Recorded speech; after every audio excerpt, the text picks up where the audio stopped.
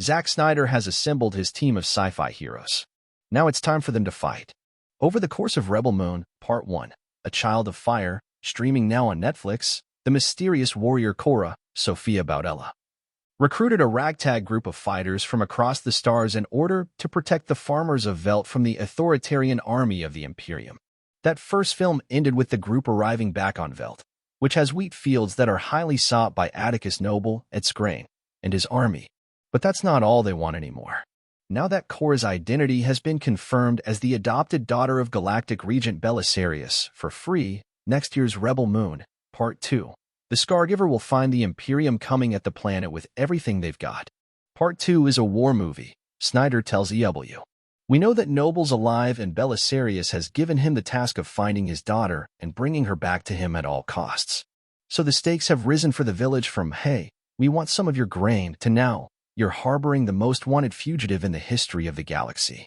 EW has an exclusive sneak peek at the sequel, featuring two of Korra's comrades, the gladiator General Titus, Jimin Hanso, and the noble warrior Tarak, Staz Nair, in the throes of battle.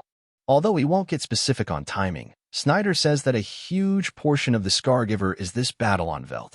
Given Rebel Moon's conscious evocation of Akira Kurosawa's Seven Samurai, fans should expect a climax on par with that Japanese classic's massive village battle, albeit on a sci-fi scale.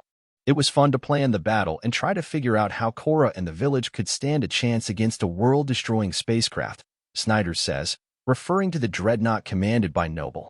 The Scargiver will also revisit the royal family that ruled the Motherworld till they were wiped out by mysterious assassins.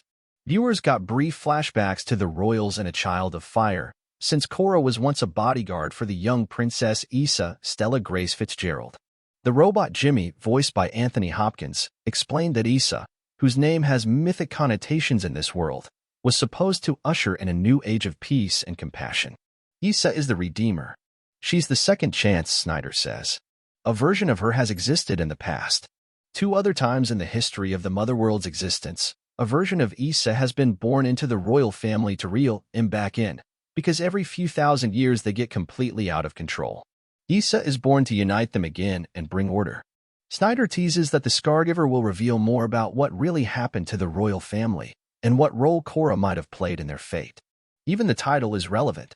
The title has to do with Korra, Snyder says.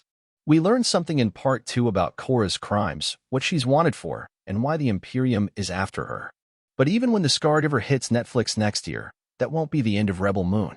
For one thing, Snyder is planning on releasing R-rated director's cuts of each film. The release dates have not yet been announced. But the director also sees his new sci-fi universe as a bottomless pit of stories. That's one reason that he cast 36-year-old Free in the role of the galaxy's tyrannical ruler.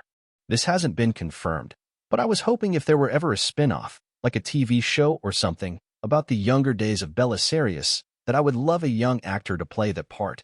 So we just aged him for this, Snyder says. Now I'm not saying that's happening or that there's even really discussions of that, but I think that he's such a rich and interesting character and he's such a great actor that the potential is really amazing.